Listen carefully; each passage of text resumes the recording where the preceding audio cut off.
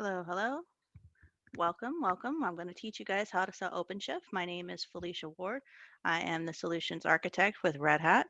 So you should be seeing my PowerPoint screen now.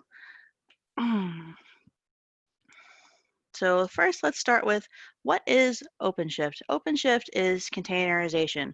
It is basically, I like to think of it as a box with a button on it sitting on a conveyor belt. You can press the button inside the box, but it doesn't stop the conveyor belt from moving. So containerization of a software instance means that you have a walled off piece of software that uses some of your OpenShift, some of your operating system resources without affecting what's going on in the rest of your operating system.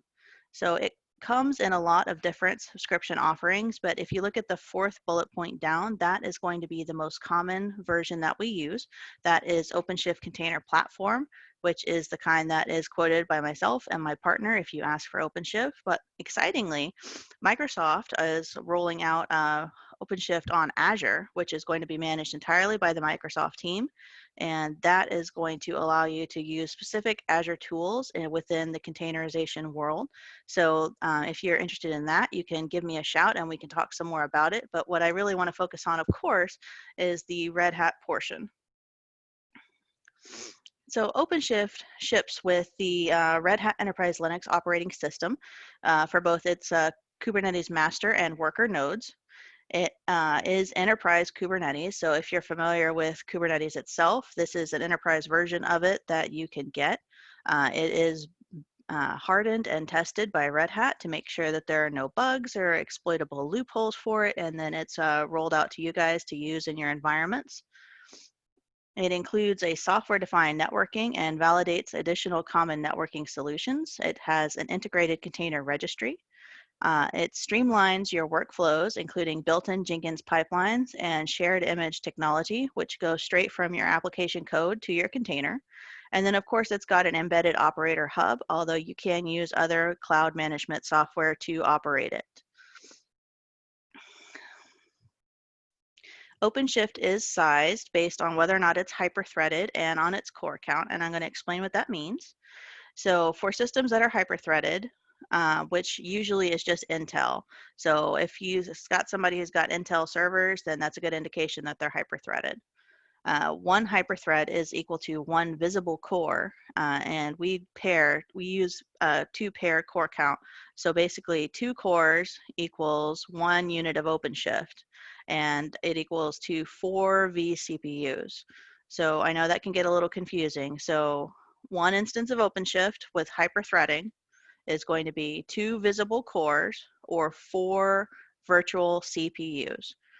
And then for instances that are not hyper-threaded, which means that each visible system core correlates directly to an underlying physical one. So ones that are not hyper-threaded, we're going to have 2 cores equals 2 virtual CPUs equals 1 instance of OpenShift. So hyper-threading gives you 4 virtual CPUs. Non-hyper-threading gives you 2 virtual CPUs.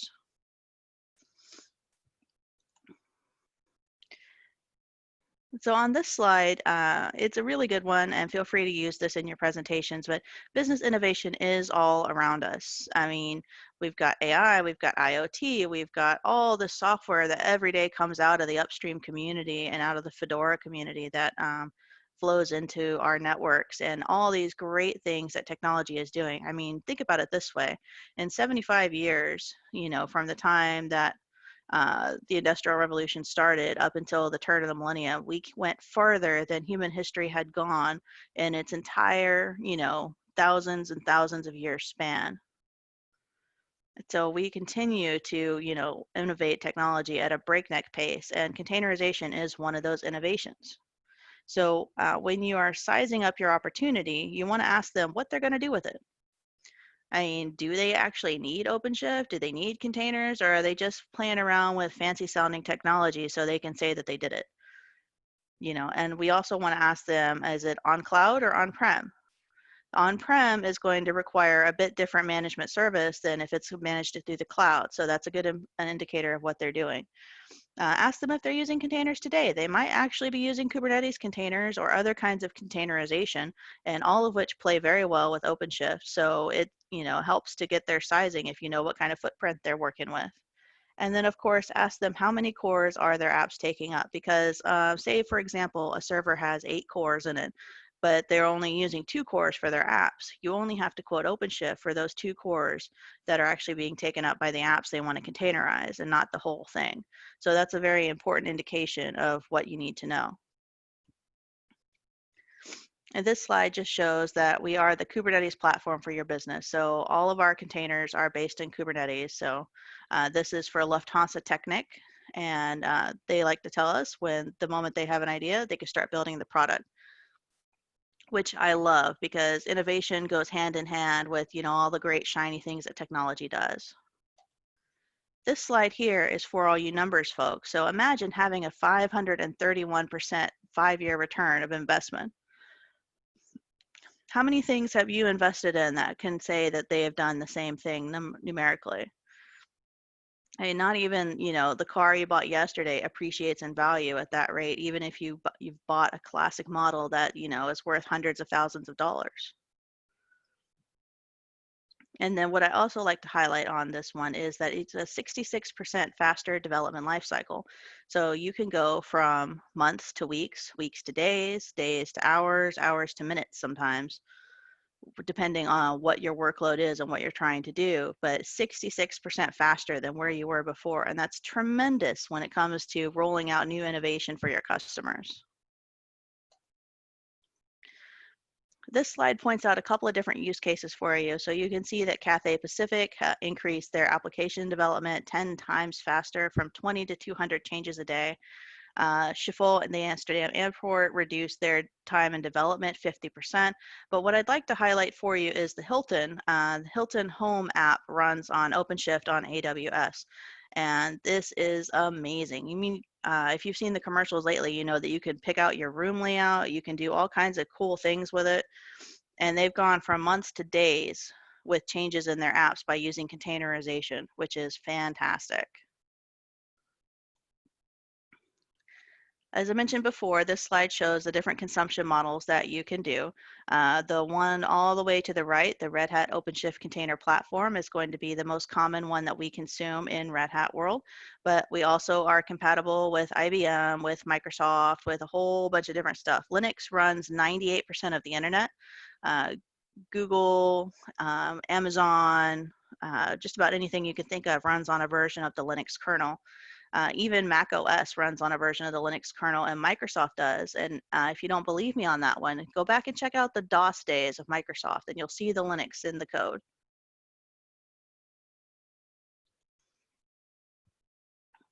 This is referring back to when I asked you to make sure that you check out whether or not they're going to be running on the cloud or on-prem, because it tells you what they need to plug into. Like they might be running on AWS, and we plug into that. We plug into Google Cloud, IBM Cloud. We're compatible with just about everything. So depending on what they are doing, depends on what kind of management tools that they need to do. So on this slide, we see that building a platform is not their business focus. And the reason that we like to give them enterprise Kubernetes is because Kubernetes is notoriously difficult to work with. I myself am learning Kubernetes, and it is taking me a tremendous amount of time just to get the nodes configured that with OpenShift I wouldn't have to do otherwise. But it's notoriously difficult to work with, and it's not the business's job to learn how to use Kubernetes in order to containerize their apps. What they want to do is just roll out the apps already ready to go without having to worry about whether or not the engineer configured the nodes for Kubernetes correctly. We take that out of their hands.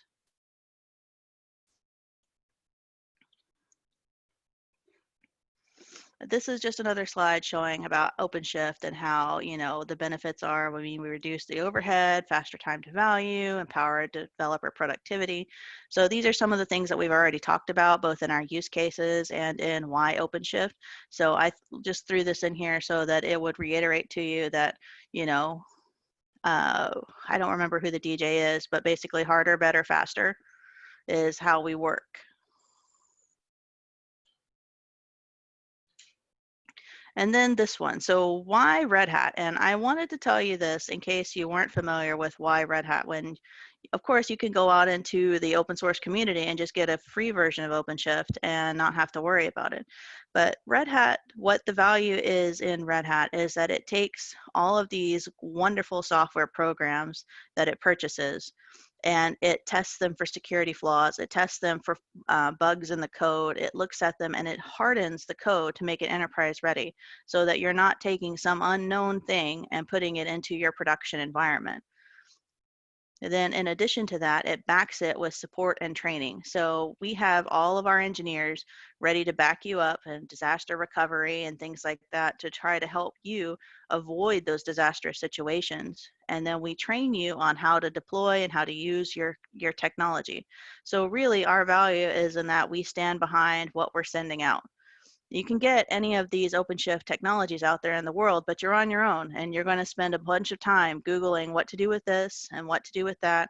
And if you have a problem, you got to hope that somebody out there has had the same problem and that they came to a solution and that you can Google it fast enough to avoid downtime.